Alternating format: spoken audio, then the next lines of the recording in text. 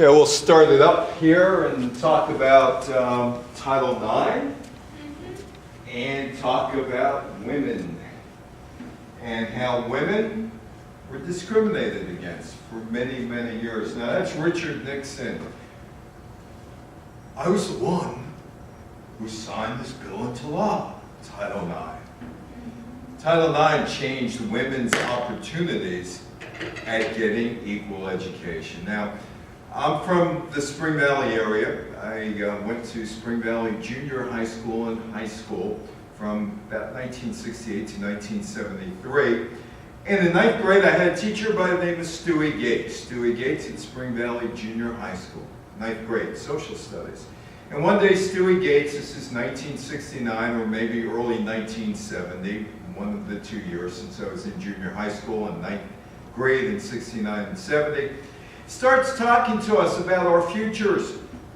And he says to the class, next year, you're going to go into a new building. You're going to take the PSATs. Then in 2 years, you're going to take the SATs.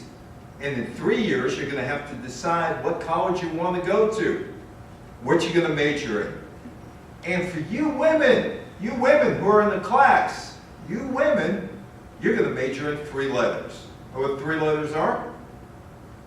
MRS. That's why you're going to college. I have a lot of stories, an awful lot of stories about people talking about life in the 1950s and 1960s. One is a friend of mine by the name of Fran Cummings.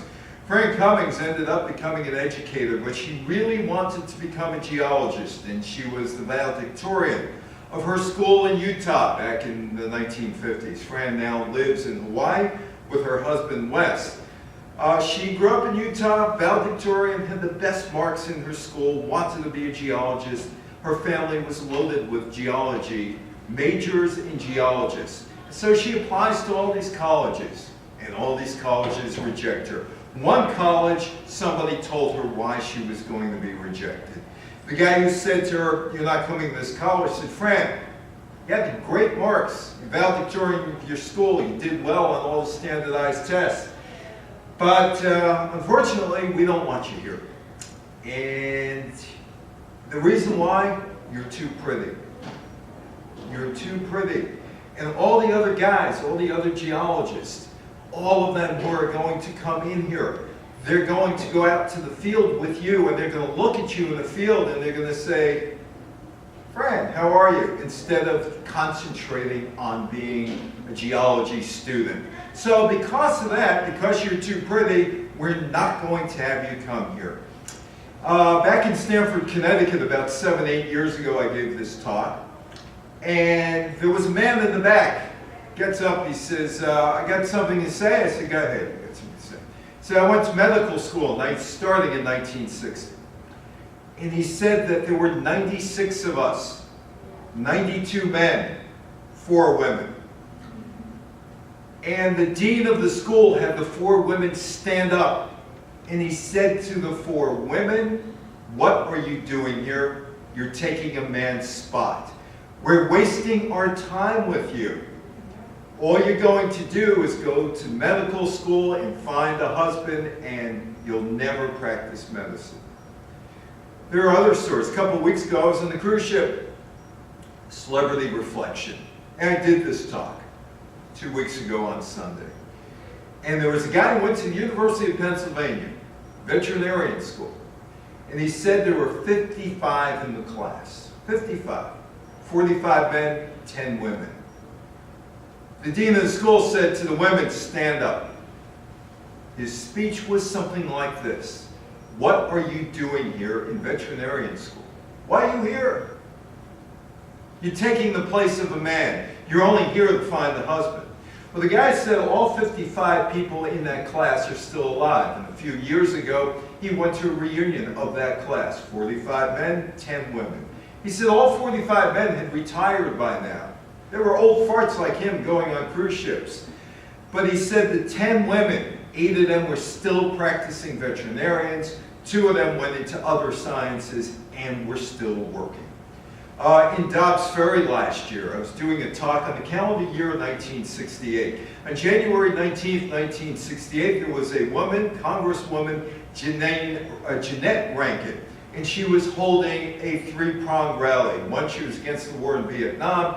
Two, she was talking about racial inequality in the United States. And number three, her third prong was sisterhood is powerful. Rankin was a congresswoman since 1916 at the time. It's 1968. She had been in Congress more than 51 years at that point. She held a rally. She got 5,000 women in Washington in the middle of winter at the rally. Another woman said to me that she had gone to the University of Pittsburgh. This is the 1968 talk. And she was an engineering student, the only engineering student at the University of Pittsburgh in the mid-1960s. Well, the University of Pittsburgh didn't take too kindly to women being engineers, so what they did was they did not set up any ladies' facilities in the building. So she had to use the restroom, she had to put on her coat, go halfway across the campus into another building, which had facilities if she needed to use the restroom. If she needed to use the restroom, she could go over there and use the restroom. She was not allowed to use any of the facilities at the University of Pittsburgh as an engineering student, even though she was an engineering student. I have plenty of other stories like that as well. In Winnipeg, wasn't much different in Canada. A woman I met a couple weeks ago on the cruise ship in 1962, she was a high school student in Winnipeg. She had the highest marks in math and in science. She was told to stay after class by one of her teachers, who bawled her out and said, "Why do you have the best marks in the class as far as math and science?" She never went on after that. She just didn't want to do that. Most women growing up in the 30s, 40s, 50s, 60s, into the 70s were told you could have three jobs. You could be a teacher, you could be a nurse, or you could be a secretary, or you could be a homemaker, go to college, and as Stewie Gates would say, major in three letters, MRS. Now this guy there, that's Richard Dixon. Yes, indeed, I did sign that law. I signed it. June 23rd, 1972, women got equal access to college. But Nixon didn't do it alone. And this talk isn't me alone.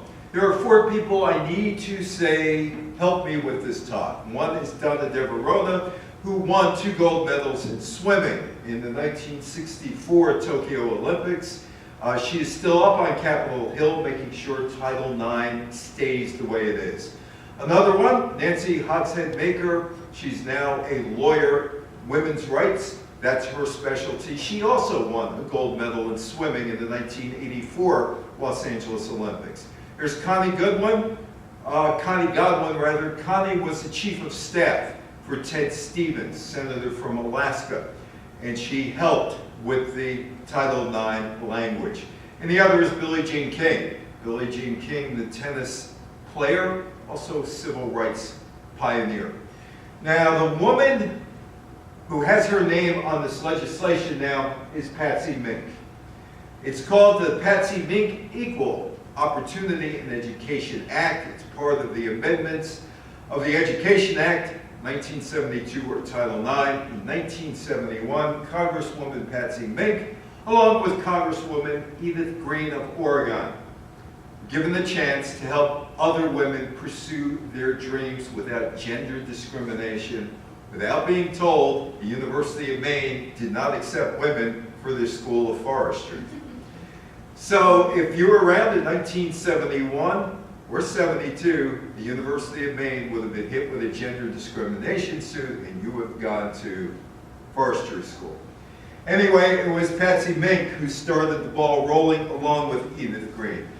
June 23rd, 1972, the Title IX Education Amendments is enacted by Congress, signed into law by Richard Nixon.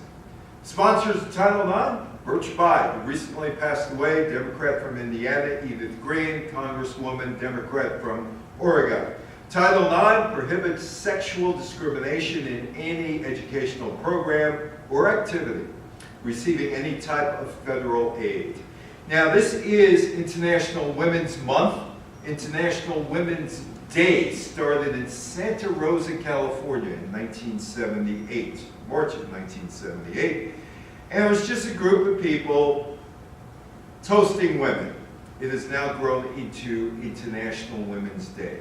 March is International Women's Month, where women come out, well, they don't come out. They are given accolades for their achievements. I was just on a cruise ship, Celebrity cruise ship. CEO is a woman. Celebrity Cruises has a female captain. Captain Kate McHugh, one of the few captains of a vessel on the water. A number of years ago, Kate and I were talking, and I said, you know, you're lucky in one sense that you're around today because you can be a captain of the ship. She said, why? I wanted to be a captain of the ship since I'm 8 years old. I said, because more than likely, prior to 1972, you would not have gotten an opportunity to go to school to learn how to sail a vessel. You probably would have been rejected from every Merchant Marine Academy there was. I just did a talk last week in Manhasset, Long Island, in front of a group about Title IX, and one woman told me that Kings Point Academy, she last year went to Kings Point Academy, which is a merchant marine school or a marine school, and she said they were honoring the first class that they took in, which was in 1973-74, which allowed women. It's only been 46 years since women got an equal opportunity to education in college or universities. That's Patsy Mink. Patsy Mink came from Hawaii. Patsy Mink was a congresswoman from 65 to 77 and then came back in the 1990s. Patsy Mink was valedictorian of her class, Maui High School, 1944. Patsy Mink also was the student body president. Patsy Mink had a lot going for her. She was bright, she was ambitious. She also played basketball. But back in those days, basketball, 1944, women were not considered worthy of playing a 96-foot game. They could only play a half-court game because, after all, women were dainty. Women didn't have strength. They were the weaker sex. It was too much to ask for them to run up and down a full basketball court 96 feet like men. She can only play 48-foot basketball. Of course, the question is, are women the weaker sex? The answer more than likely is no. Women outlive men. Fact of life. Anyway, Patsy Mink was elected first female president, student body, Maui High School, valedictorian of her graduating class, 1944. Her political career after law school took her back to Hawaii. She was politically ambitious. She ended up in the territory of Hawaii Senate. A year later, the legislature was dissolved when Hawaii became a state. She tried to go for Congress and she ended up losing, but that wasn't the end of her political career. In fact, if you look at Patsy Mink's life, it is a series of setbacks, a big series of setbacks. In 1962, she would run for election for the Hawaii State Senate. She would win. 2 years later, she won her congressional race. She decided to go to Congress and use the congressional gym. But she was denied. She was denied. She was a woman. They didn't want her in the congressional gym. Eventually, there was an effort to allow female members of Congress, and there were a few, Rankin, Margaret Chase Smith, to use the congressional gym. Didn't allow women. She was a champion of women's rights. She didn't consider herself a feminist. She became an outspoken critic of the Vietnam War. She worked on behalf of legislation, basically civil rights, particularly for those women and children who she felt were oppressed, as well as health care, welfare, and education. Patsy Biggs has an interesting story. After her college years at the University of Hawaii, around 1948, 1949, she applied to medical school. She was rejected from 12 medical schools, despite the fact that she had the marks. She always believed that she was rejected because she was a woman and gender discrimination. But she would go to law school. She continued to face sexism. She was denied a job after she graduated her law school because she was a married woman. But she was not married to a Hawaiian. She was married to a mainlander from Chicago. And because she was married to a mainlander from Chicago, she became a non-resident of Hawaii. And the Hawaiian government, territorial government at that time, refused to allow her to take the bar exam. Eventually, she would take the bar exam, and eventually, she would become the first Japanese-American woman lawyer in Hawaiian history. After all, she was an American citizen. Congress from 65 to 77, 1990 to 2002. So these are two women who people today should know about. I give this talk a lot to people who are over the age of 60. The people who really should be listening to this talk are between the ages of 14 and 24. Left, Patsy Mink. To the right, Edith Green. Edith Green was a congresswoman who won her first race in 1954, Oregon's 3rd Congressional District. She focused on women's issues, education, social reform. In 1955, she proposed the Equal Pay Amendment, saying that women should get equal pay for equal jobs as to men. It was never passed. 8 years later, there was a form of the bill that was passed. Today, women are still complaining about pay inequality. This was Edith Green 64 years ago who said this is what should be done. Here is Edith Green. Edith Green running for Congress. Now, Edith Green did a number of things. We're in the library right now. And one of the acts that she helped support was the Library Services Act, which provided access to libraries in rural communities. 1963, she supported the Higher Education Facilities Act, which was the Library Act. Higher Education Act of 1965 and 1967. Among her nicknames, the Mother of Higher Education and Mrs. Education.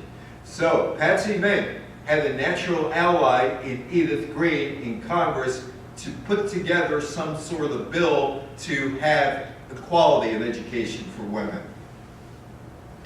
In the 1960s, Edith Green pointed out that programs existed to keep boys in school, but there weren't programs to keep girls in school. She helped to right this inequality. She would introduce a higher education bill that contained provisions regarding gender equity in education. And this is what Title IX is. No person in the United States shall, on the basis of sex, be excluded from participation in, be denied the benefits of, or subjected to discrimination under any educational program or activity receiving federal financial assistance. Which means at the University of Maine, if they took financial aid, they could not just say to you, you can't go here for forestry because you're a woman. They could say your marks weren't good enough, but because you were a woman, you couldn't be thrown out or not accepted. Title IX was a highly controversial law in 1972. Some supported the law, others thought it would be too dangerous, forcing schools to accept women. It would ruin American education. Agree with that? How women were going to ruin education? But there were people in the United States in the 1970s that thought so. Now, you got to remember the time. My mother-in-law, who passed away about 5 years ago, we were going through her stuff, and we found from the 1960s a 1967 passport. On the passport was a picture of her husband and her. That is the only thing that she had for a passport. My father-in-law's name was on there. All of his information was on there. She didn't need the passport because she might have been his possession. She was the wife. She was also part of some groups, charitable groups. And the local newspaper at that time would take pictures of the women in the charitable groups saying this is what they're doing. And you would see underneath Mrs. So-and-so, Mrs. So-and-so, Mrs. So-and-so, Mrs. So-and-so. They did not have names. They were their wives. They didn't have first names. They were the wives. And you could see that throughout media in the 1950s and into the 1960s. If you watch TV shows, they would call you Mrs. So-and-so. If you watch the Wimbledon tennis matches, they would call Billie Jean King Mrs. King or Mrs. Court or Miss Casal. Women didn't have first names. Part of it, the reason, women were dangerous. They would ruin education if schools had to take them. That's Ted Stevens. Ted Stevens was a senator from Alaska. One of the things over the years that I find amazing about Title IX is who actually pushed Title IX. It was a woman from Hawaii and a senator from Alaska. Alaska was the 49th state joining the Union in 1959, and in 1960, Hawaii became the 50th state. Ted Stevens. Ted Stevens was what was needed to get the bill passed in 1972. 1952, his law career took him to Fairbanks, Alaska, where he was appointed the U.S. Attorney for the territory the following year. In 1956, he went back to Washington to work for the Eisenhower Interior Department, including forestry, where he played an important role in bringing about Alaska's statehood. He was elected to the Alaska House of Representatives in 1964 and became the majority leader of that body in 1967. In 1968, he ran unsuccessfully for the Republican nomination for U.S. Senate, but there was a vacancy and he was appointed senator from Alaska in 1969. So now you have Mink in place and you have Ted Stevens in place. As a senator, Ted Stevens did a number of things for Alaska, which helped their economic and social development, including the Alaska Native Claims Settlement Act, the Trans-Alaska Pipeline Authorization Act, the Alaska National Interest Lands Conservation Act, the Magnuson-Stevens Fishery Conservation and Management Act, and in 1972, Title IX. He also sponsored the 1978 Amateur Sports Act, which resulted in the establishment of the United States Olympic Committee, and there are some problems with today's United States Olympic Committee in terms of sexual, not discrimination, but sexual abuse in USA Gymnastics and swimming and in some other areas. The Alaska Statehood Act was passed by Eisenhower July 7, 1958. Alaska becomes the 49th state on January 3rd, 1959. And that's my friend Donna Deverona. I've known Donna Deverona probably for about 35 years. And every January I make the same request of Donna Deverona, the two-time gold swimming champion in Tokyo in 1964. And there was a simple request. I said, Donna, what's new this year that I should know about Title IX? I did know about Title IX last year. Not much is new, but she did say this, which helps out this time. Without Senator Ted Stevens, a co-sponsor, I doubt Title IX would have survived. It was a time we needed a strong Republican. He championed the rights of athletes and protected Title IX as always being there when there was a challenge to the law. And this law was challenged a lot. Stevens was an avid tennis player. He saw the value of sports and recreation in his own life and others. Title IX provided equity for women in sports, but it wasn't supposed to be like that. That's my friend Harvey Shiller. That's Ted Stevens. Donna Deverona. Harvey was the head of the Southeast Conference, made sure that women were able to participate in sports in the Southeast Conference when he was there. Harvey is one of my friends. Harvey just had a shoulder replacement. He's about 83 years old. And Harvey put up the x-rays of his shoulder replacement on Facebook recently. Those are my friends. Anyway, he's doing well with his new shoulder, and he told me to keep going. That is the late Birch Bayh. Birch Bayh just passed away, Democrat from Indiana, in the Senate. Birch Bayh may have had an answer to Stewie Gates, my 9th grade teacher. Stewie Gates, who told women, you're going to go to college, some of you, and major in 3 letters. And as Stewie Gates just recently retired as a fire chief rather, in Stony Point. He was about 88 years old. They wouldn't let him run into burning buildings anymore. 88.